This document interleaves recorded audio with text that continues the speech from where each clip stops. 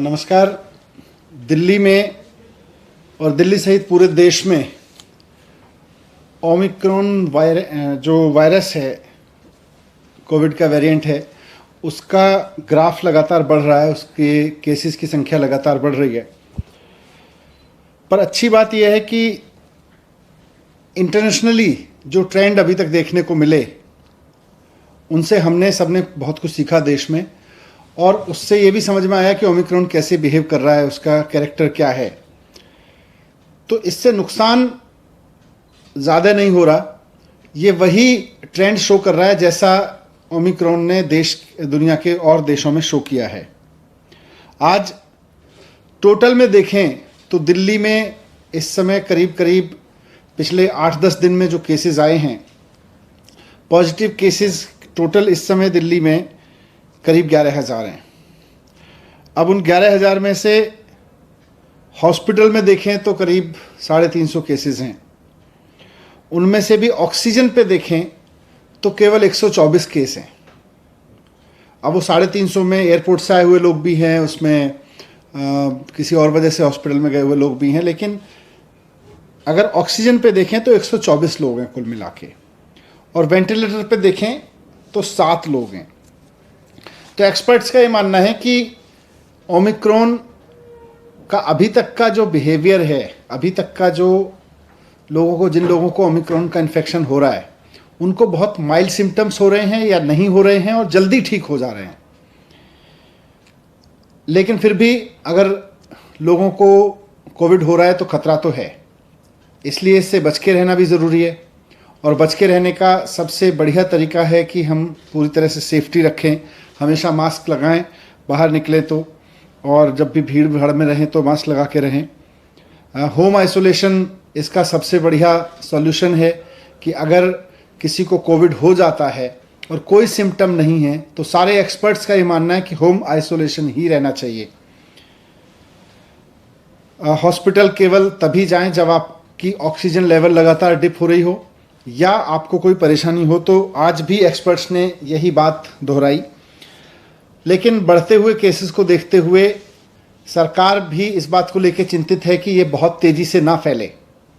इसको जितना नियंत्रित किए जा सके, क्योंकि इसकी कोई डायरेक्ट दवाई तो है नहीं, तो इसको जितना हम नियंत्रित कर सकें, इसके बढ़ने की स्पीड को जितना हम नियंत्रित कर सकें, उतना हम इसको ठीक से मैनेज कर सकते हैं। तो इसलिए आज DDMA की बैठक में सरकार ने कुछ फैसले लिए। उसमें सबसे इम्पॉर्टेंट है कि दिल्ली में सैटरडे और संडे को, यानी वीकेंड्स पर अब कर्फ्यू रहेगा। तो लोगों से अपील है कि कर्फ्यू के दौरान बाहर ना निकलें, बहुत ज़रूरी होने पर हॉस्पिटल या कोई बहुत एसेंशियल ज़रूरत पर ही बाहर निकलें, लेकिन सैटरडे संडे को कर्फ्यू का पालन करें, घर में रहें, वर्क फ्रॉम होम करें या परिवार के साथ बैठें।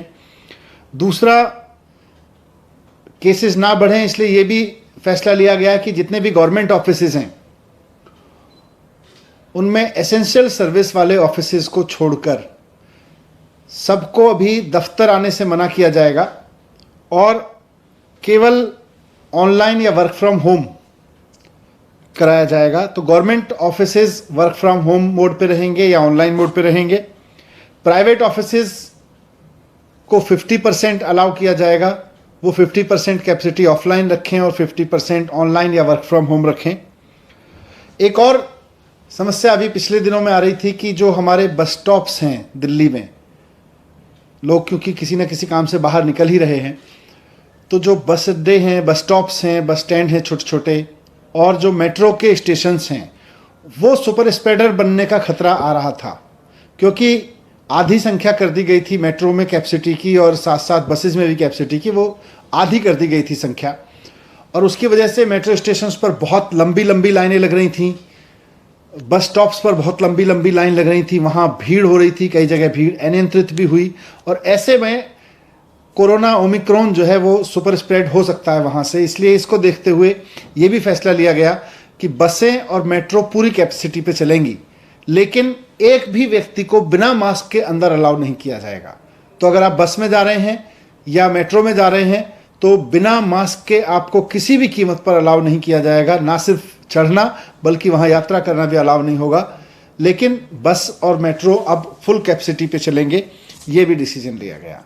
एक बार फिर से मैं कहूँगा कि घबराएं नहीं, घबराने की ज़रूरत नहीं है। मास्क को एक हथियार बनाएं, साथ साथ बहुत ज़रूरी हो तभी घर से बाहर निकलें, और जब निकलें तो अगर मेट्रो या ट्रेन से बस से जा रहे हैं तो उसमें भी ध्यान रखें कि मास्क लगा के चलेंगे। लेकिन सैटरडे संडे पूरी तरह से कर्फ्यू रहेगा। सर, कर्फ्यू रात में और दिन में उसको थोड़ा सा बता दें कैसा? नहीं, रात में तो लगातार चल रहा है, ये दिन में भी रहेगा।